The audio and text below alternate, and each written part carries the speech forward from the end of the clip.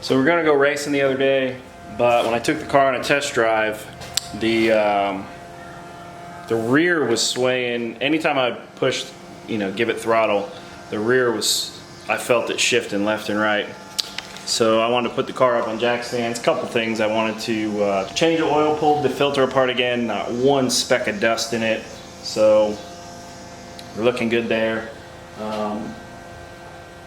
What else did I do? Oh, brake line was leaking. One of the fittings just kind of loosened up a little bit, so I yanked that back down. Brake line's good. I'll just make sure I check that periodically.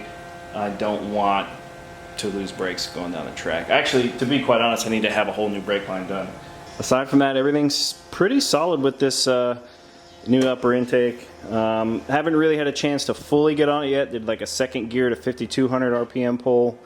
Checked all the plugs, pulled all the plugs out, re-put everything back together. All the plugs look outstanding.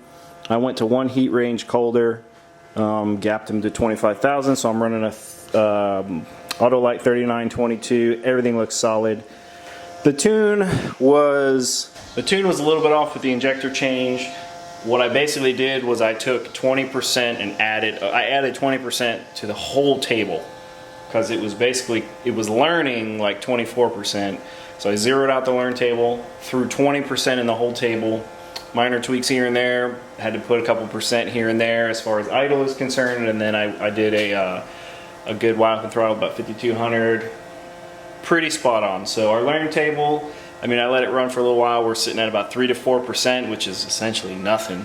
And then as far as correction, still a little bit here and there, but I haven't really been able to get it on a dyno or anything, so still really happy with it. The idle with this thing, I've gotten the idle down. I've had a really hard time getting the idle below 800, actually below 900 RPM, because it would get very unstable.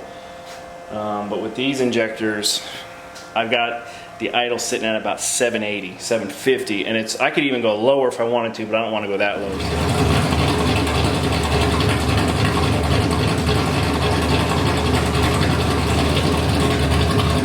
And it's nice and smooth, nice and stable. So these injectors, pretty good job, Holley, so far. And again, Holley advertises everything LS, LS1, LS3, LS whatever. Small block Ford, it works. Okay, just get the adapters and spacers. You can run them. They're already in the software. Good to go. Oh man. So crawling up under the car.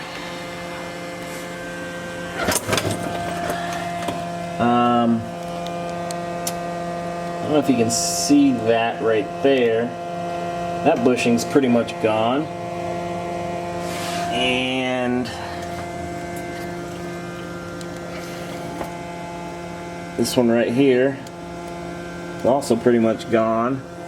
So the rear control arms in this car, I just left the ones that came in the car in it.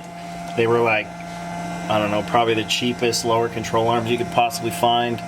They were okay when I first started messing around with it, but as of right now, like, these bushings are toast. So the uppers are brand new. They're still like the polyurethane, whatever the heck it is. I eventually want to go to. I might just buy uppers and lowers, to be honest. We'll have to price out, but like I said, these were just like some cheap Chinese knockoff brand. Lower control arms that were on the car. I didn't put them there. When I first got the car, the uppers were in bad shape, and I changed them for the BMR ones. They were most cost effective at the time. But I think if I can find a used set of lowers, I'll probably throw them on. But I'm actually at this like small dilemma whether or not I should just invest entirely in the rear end of this car, as in bracing for the rear, having the rear fully built, spool, axles, all that stuff, because I'm still on the literally, whatever stock 8.8 everything, aside from I think it's got SN95 half shafts or axles, whatever.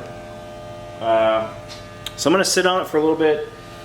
I'm gonna try and still get to the dyno with it at some point. But yeah, as far as racing, we're not gonna be racing this car until I get that fixed. So it could be as easy as, if I find a set locally, that's okay. I'll just throw them on and then race for the rest of the season on them. But at the same time, being that I'm kind of getting more serious into it, I really want to invest in that rear end and have it so where, you know, basically I won't have to worry about it. It will be able to withstand whatever I throw at it. So I did change the oil, pulled apart the oil filter, not a speck of dust in it. So I mean, everything's going pretty well with the car. Just, you know, this rear end issue now. So yeah, I mean, it kind of is what it is for the moment. Like, I'm more than likely, like I was just saying, more than likely going to just get a set of used rear lowers and throw them on and have it, you know, have at it, because that's just a couple bolts. It's not really that big of a deal. All right, guys, so just to end off this video with what I'm doing to the rear of the car, I have a set of Team Z lower control arms for the rear of the car. They're the double adjustables, and then I'm waiting on a Team Z, the extra heavy duty, I think it's called, sway bar or anti-roll bar for the rear. So I can at least put these on the next video. What I'll do is I'll put these in. Anti-roll bar gets here. I'm probably gonna have one of the shops down the road welded in, just because it'll be a little easier for them to do it, and I don't want to use my flux core welder to do it.